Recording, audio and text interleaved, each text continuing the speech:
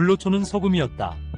지구상의 모든 동물 중에 염분을 많이 섭취하는 동물일수록 평균 수명이 길어진다고 합니다. 짠 해초를 주식으로 하는 바다 거북이는 300년까지 살고, 사람은 130년까지 살고, 흰 수염고래는 100년까지 산다고 합니다.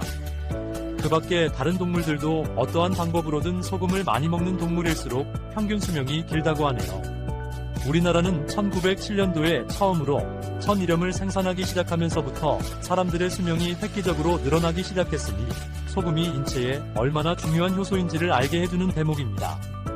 1912년도 통계자료에 의하면 우리나라 사람들의 평균 수명은 28세였고 남한과 북한의 총 인구는 1200만 명이었다고 합니다.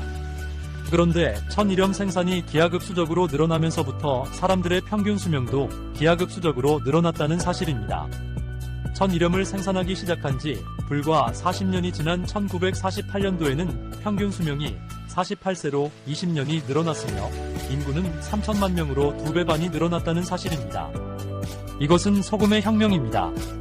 우리 인간들이 그렇게도 찾아 헤매던 불로초가 바로 소금입니다. 사람도 소금만 잘 먹으면 바다거북이보다 더 오래 살 수 있을 것이라고 생각합니다.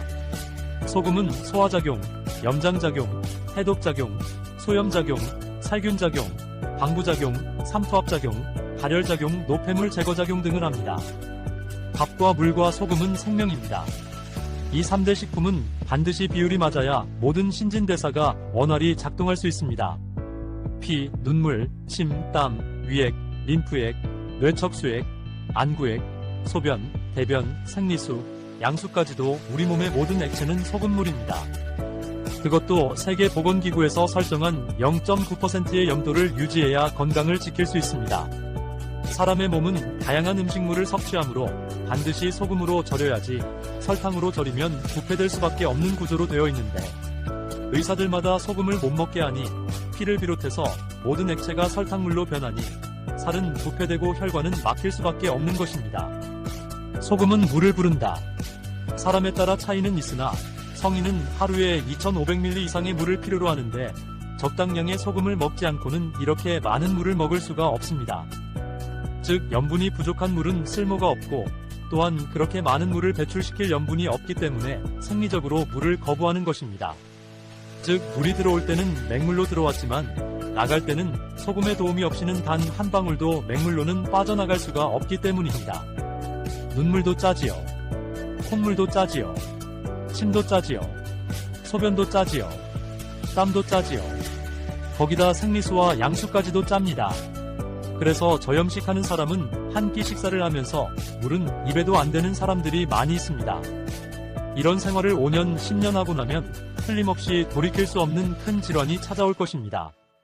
몸은 물과 염분이 부족하면 살기 위해서 중요한 기관부터 염수를 공급하고 생명에 큰 지장이 없는 피부는 염수 공급을 중단하니 머리털은 빠지고 피부는 거칠어지고 온갖 부스럼이 발생하는 것입니다. 그래서 대머리의 근원은 염분 부족이랍니다. 대머리는 보기만 흉할 뿐이지요. 염수가 부족하면 온몸에서 내다버리려고 모아놓은 더러운 하수도 물인 대소변에 염수까지 끌어다 재차 3차 계속 재활용을 하니 그 몸이 무사할 수가 있겠습니까? 그래서 이런 사람들은 하루에 소변을 2-3번 밖에 안 본다고 합니다.